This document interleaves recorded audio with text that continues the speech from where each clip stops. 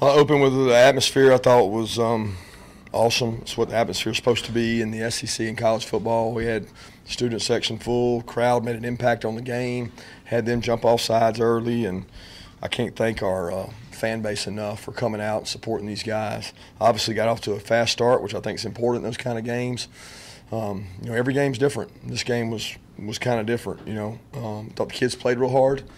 We're going to have to do it again next week because we got another good opponent, and that's just the way the SEC is.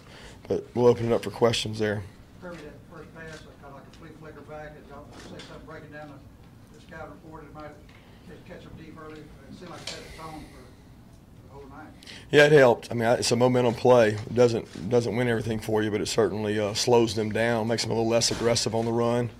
I talked to Jim about it early in the week on Wednesday, and I thought it was there, and it worked. So it looks like a good call when it works. When it's 2nd 10, it doesn't.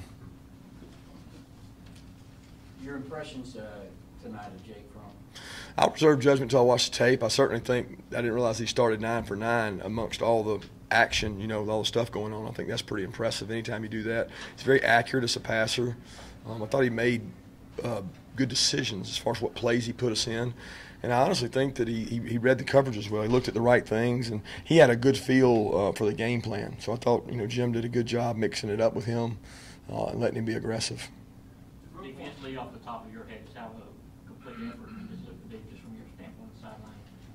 I don't know. It never seems like a complete effort. The score says that, but 177 yards rushing is never great for me. And I know everybody will say, well, what were they averaging? But it's a thrill a minute over there. They're one tackle, one play away from breaking things, and it just never seems like you can do enough because they do a great job of running their quarterback, and they have more hats than you do. So I will say this, our effort was tremendous, and wrapping up on that quarterback was really good. We got sloppy there some in the second half. How do you think Roquan played? Roquan played like Roquan. I mean, yeah, hard, physical. The guy practices that way, and he keys things well. I think Coach Schumann does a tremendous job with Roquan. He and Roquan have a good relationship, and Roquan loves the game, guys. I mean, this kid, he lives for moments like that. If you were going to, I know you haven't watched the film yet, but if you're going to give a game ball to a unit or a player, who would it be? Man, that's tough. Well, in honor of Anthony Dasher, I think I would give it to the offensive line because wasn't that you that asked me that the other day? Oh, well, my bad. My bad.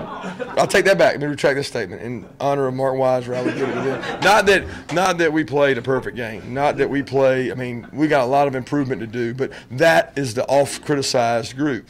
You know what I mean? And they played hard. They played physical. And to be honest, we watched the LSU tape. LSU will tell you they left a lot of plays out there. LSU regretted some of the things they did. I think that we felt like we could run the ball, but week to week that's going to be a challenge. We got to continue to improve in that area. What's your description of the rhythm of the defense, especially tonight? Rhythm of the defense? I thought they played hard. I don't know about any rhythm. I don't know how many 3 and outs we had. I thought that they got some drives going. We bowed our neck. We had a big red area stop. I thought that helped in the first half to hold them to 3 there. I tell you, they're tough to defend now. They're going to give people problems. They're not easy to defend. But the defense continues to play hard, and as long as they don't start believing everything that y'all say about them, they'll be okay.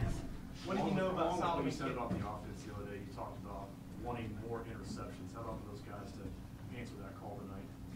Yeah, well, I think they come in bunches, like we always say, tips and overthrows. We want to get all those we can get, and they come in bunches. I think when you get people behind the sticks and behind in the game, it's a lot easier to play aggressive. The teams I've had, they've had the most interceptions. They always had a lead. So it helps to have a lead and not be in a tight game to get some. The biggest difference is we called them. A kid that I thought really played well tonight, and I don't usually say, was DeAndre Baker. You think about that wideout for them is a good player. He's a very good player, strong hands, physical guy, and Baker did a nice job on him. What do you know about Solomon Kinley at this point? Sprained ankle, same one it was. Don't know how serious it is. X-rays are negative, so we hope he'll be back. And Nick Chubb's going back to Knoxville, of course. I know you're here when he hurt his knee. It's been a long time coming for him. How do you think he's doing, at this point? Nick's not worried about that. I really don't. Nick's not the kind of kid that worries or thinks about that. Nick will be out there ready to go Monday, ripping and snorting, running the ball. He blocked well tonight on 2 or 3 plays that sprung swift. I mean, Nick's not a guy that I really don't think he gets into that. Nick's kind of into toting the rock and punishing people, and that's what he'll be thinking about. Kirby, has the thinking all along been to get as many bats as you did early in the first, second quarter? You're getting 4 guys in there. Is that helping you in the game? I think it helps. I mean, we had Sony, all week where we weren't sure he was going to be able to play, so we weren't going to go in the game and not play those guys who practiced. We put a premium here on practice, and if you practice, then we feel like you're valuable enough to go play. And those guys kind of did it by committee. It wasn't by design, but it just happened that way because of practice. Lorenzo said back there, even Nod said the same, that practices are so difficult at the games. He said that y'all are putting them in really bad positions, I guess you could say, difficult positions during practice in the games. I would disagree with that, but, I mean, I'm also the coach. Those practices that I'm out there doing are the same ones I did for the last 11 years. So it's not different to me. I mean, it's just practice. Right. Well, it's not difficult to me. It's the same one we've done for 11 years, and nobody ever said it was difficult. So, I mean, to me, those kids are starting to buy in and realize that practice is important, and it does affect the way you play.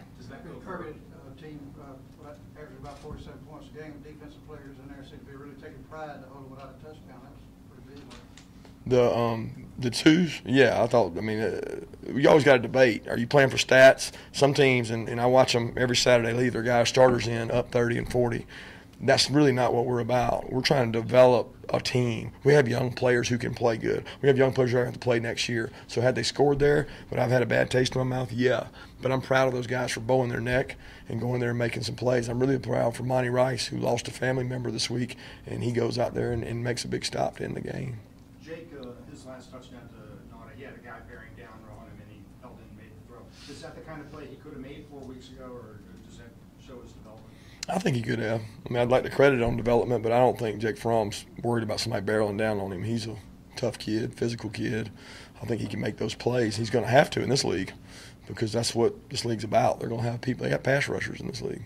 Thoughts about Dominic passing you for career interceptions? Proud of Dominic. It took him a long time.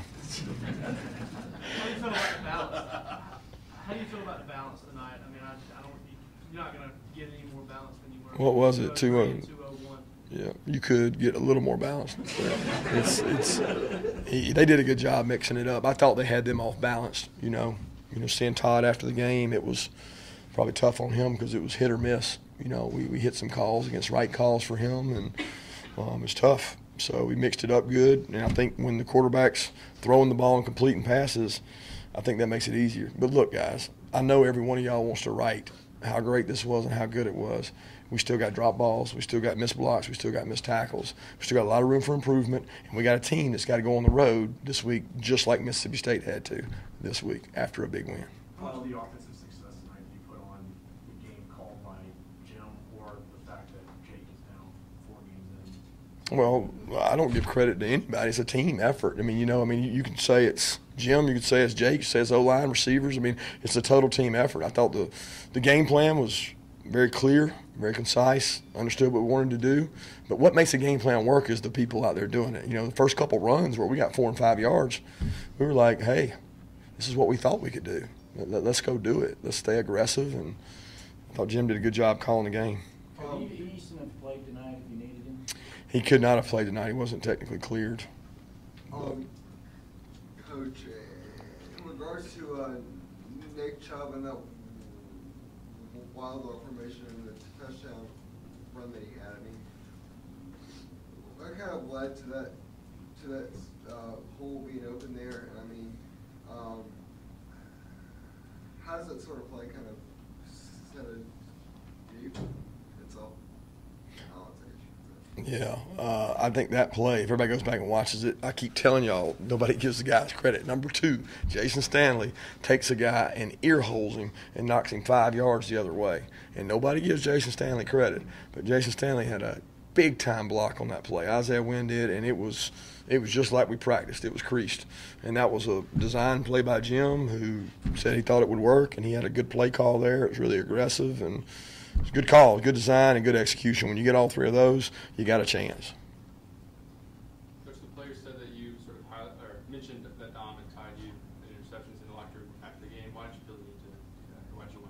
because I try to give all the guys an award or accolade after the game, and I felt it was valuable to him and Dom's confidence. He's a kid that thrives on getting interceptions, and he's been a great leader. You know, every game we've had, Dom has been willing to stand up and speak to the team, and I wanted to give him some recognition, which I thought was great. Had nothing to do with me, I promise you that. Where did you get that idea, Coach? Where did you, to give each one of the players the accolade or the award? Where did that come from? It just comes from those guys giving hard work. I mean, I've been around it before where you got to give credit to the guys who work hard and who play well, and Rodrigo and Cam, again, just continue to be very consistent. And we talk about each guy in there in the locker room afterwards. Was there a coach you learned that from, though? Like, no. Are you asking, did Nick ever do that? No. You played for other coaches. Yeah, no, I really don't remember anybody ever doing that. I just thought it was nice. Well, I didn't invent it. I mean, people have been doing that. People have been doing that for years. You know, it's hard to do that because you got to be careful. You don't know what really happens sometimes. Sometimes you can be saying something and not be right. Kirby, you mentioned Jim with play calling. How about as a quarterback's coach dealing with starting freshman quarterback 2 years in a row? How does he handle that, you think? Like a champ. He ain't complained to me. I complain to my wife all the time about it, but it doesn't do any good. You know what I mean? There's nothing you can do about it but go with it. Bottom line is that's why you recruit. I mean, you recruit to go find players because you want to have the best players. They do the same thing at every level. I mean, same thing in y'all's business, right? I mean, you're constantly trying to find the best, and that's what we're trying to do. So we want to play the best, and luckily we were able to get this kid to come in here because where would we be without him, you know? Kirby, the expectations for Georgia are going to be that much higher, so what do you do to try to temper that? We have difficult practices. Difficult. You don't temper that. You just got to do a good job managing your team. And if you have a mature team, they handle things like that well. It does concern me because I worry about those guys reading it and believing it, you know. But I was around a guy for 10 years that did a good job managing it. Kirby, has Isaac Nada improved his practice habits, and does that reflect in his play tonight? No comment. Isaac continues to improve. We'll keep working with Isaac, and he'll keep doing the things he's got to do. I'm glad that he was able to make the play that he made. What did you think of that whole scenario with Bellamy gets, if that Oh, target stands yeah. up, you got an issue next week? Yeah, wasn't much I could do. You know, it was out of my hands, and it's hard because, you know, LSU had, I think, 2 like that, maybe 3, and, you know, it's frustrating because you can't coach a player. I mean, I really don't think Davin had the intent of doing that. What do? Take off the aggression of a defensive player rushing the passer? Can't do that. We had talked all week about the D word, discipline, because we thought it cost LSU. We showed the players 2 or 3 interviews of LSU players talking about discipline after the game. They didn't think they had it, and it cost them. So we showed them that, and to have that happen, I was really concerned, but good thing, I guess they made the right call. I never saw the replay, but it sounds like it wasn't. Last question. Replay that Swift caught the ball at Stadium seems like his knee was down. The replay you see on the screen, but I guess. Yeah, those guys know what they're doing. I mean, they look at it. They're not trying to cheat. I mean, those guys look at it, they review it, see what it, and they make the call. Appreciate it, guys.